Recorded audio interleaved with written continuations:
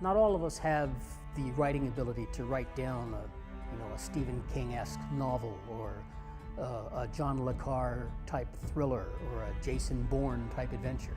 In fact, I would venture to say most of us do not have that ability. I certainly don't.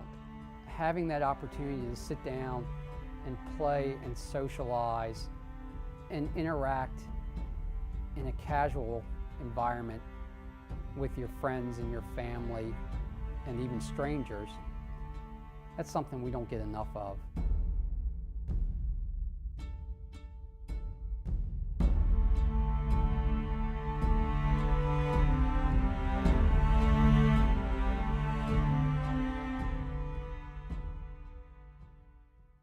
Right from the beginning, when I opened Gotham Comics, I knew I wanted to have in-store gaming.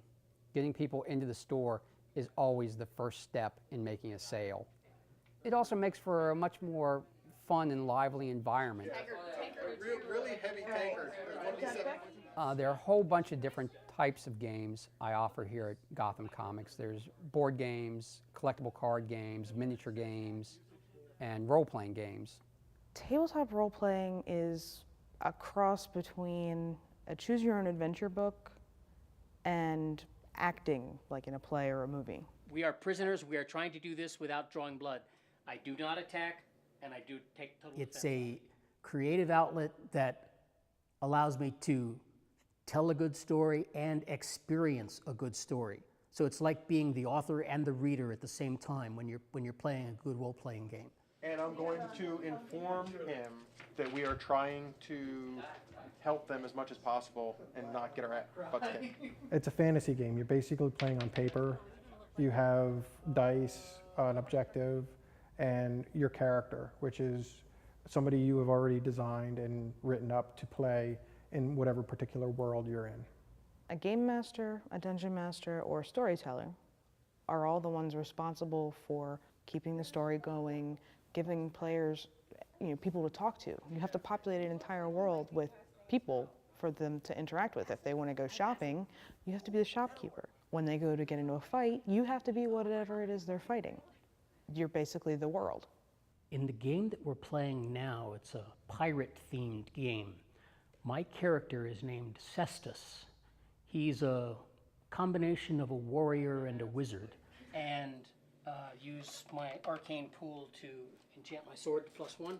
My current character for the group that you're seeing is Nandar the Loony. He's a witch.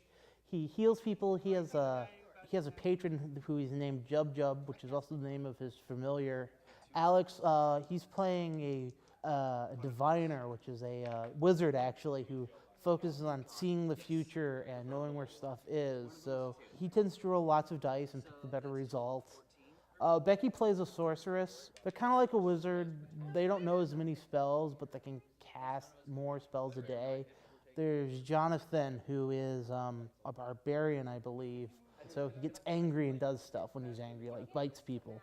There's Matt, who plays halfling bard, and so he buffs the party with music. Bard's really good at doing skill checks, stuff like that.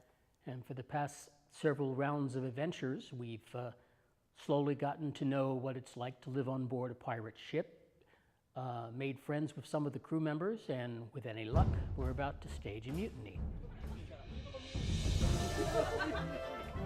Time to mutiny. And I point out, here's Master Scourge.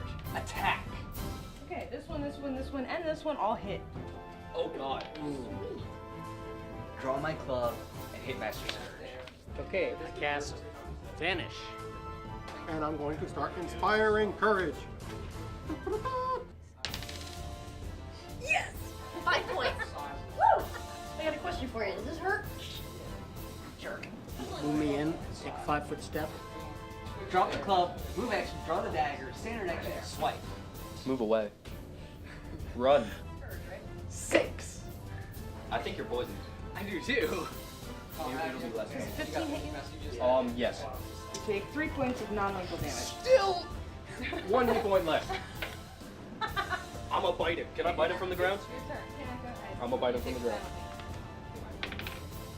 Nat 20. The nat 20. Can I roll again? Can you crit on a bonus? Nat He 20. rolled another nat. Are you kidding me? double damage and 2 bleed damage. All right, I So got I'm this. gonna roll that you get 2 hit points. 17 points of damage. Yeah, he's dead. That's how we do it. When playing a role-playing game, you win if you have a good time playing it. You lose if you don't. If everybody's having a good time at the table, it's like a feedback loop. The story gets more and more fun at that point because people become more and more involved in telling the story.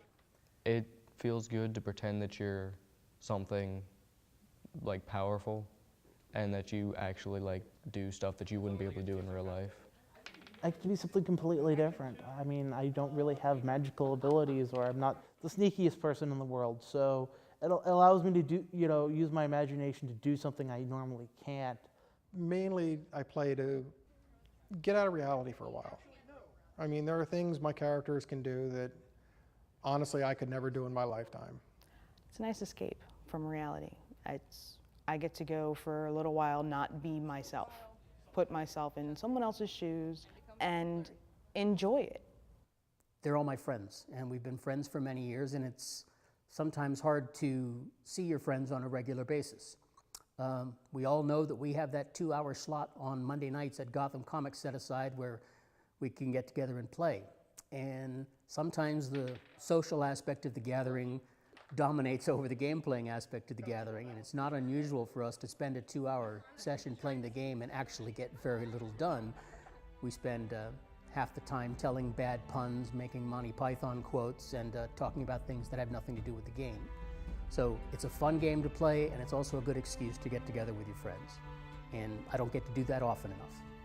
Some people might wonder, what's the value of playing a game?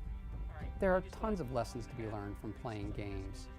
Strategic thinking, that's not just something you learn out on the football field or on the baseball diamond. You can also learn to cooperate. In role-playing, for example, you really can't accomplish hardly anything unless it's a group effort. I actually just read an article yesterday about little kids, how they're trying to turn preschool into more like school. Well, little kids need the ability and the time to actually play make-believe, to make stuff up. It's what allows them to come up with ideas and think differently later in life. Basically, while they're playing make-believe, they're filling in the, well, what if? Like, what if society was like this? What if, we're on a pirate ship and we come across another ship? Well, what are we going to do? They need that ability to think for themselves and answer those what if questions.